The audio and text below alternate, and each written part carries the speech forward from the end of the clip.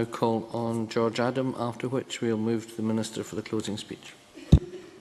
Thank you, Presiding Officer.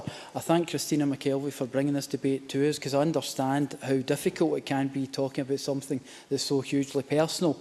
Normally when I'm sitting here discussing these things, it's about Stacey and multiple sclerosis, and it does make your speech even harder, because you're aware of absolutely everything that goes on, and you feel the pressure to make sure that you can deliver for the organisation that you're also doing it. But my first actual run-in with MND was my grand sister, who, I was just a child, and she deteriorated quite quickly, and we just didn't understand as a child how this woman could no longer speak. She used to work in the mill in Paisley, and all of a sudden she just couldn't function any longer. And as a child, I remember it's something that I always remembered. And as time moved on, you know, in my politics, people have always motivated me.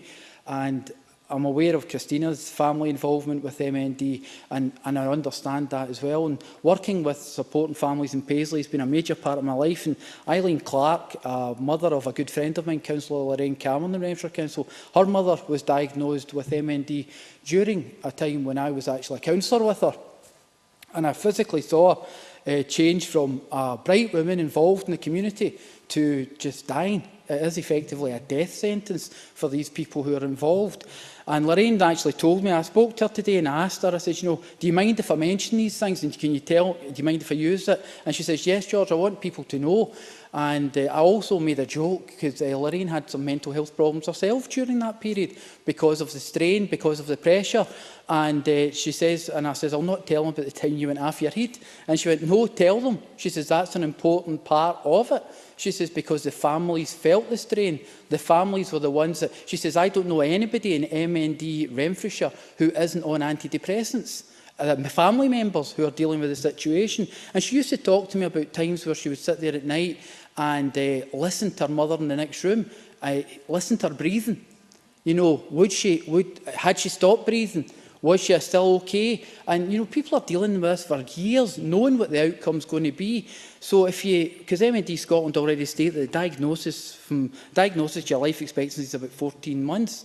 And Christine McKelvey's already said that. So you've got 14 months for families to watch their loved one deteriorating at an alarming rate in front of them, not being able to do anything, not being able to do it. And on top of all that, they've had to deal with situations like make sure they can get their housing situation sorted out. Is their house adapted? The disease, is, by its very nature, makes it difficult for local authorities and government organisations to actually assess it, because it can either be one person's okay at one point, they've deteriorated so long their house is made adapted for them, and then it's too late.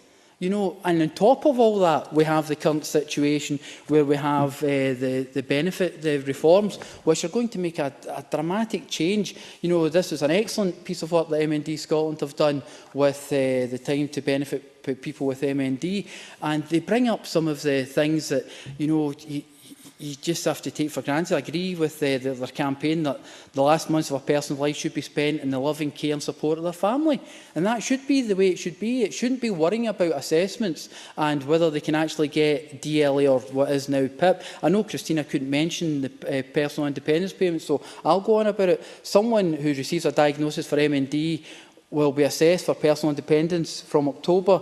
Those who currently receive DLA and report change to their illness will be reassessed. Under PIP, due to the loss of the lower rate, many people who have MND in the early stages of their illness will lose out financially.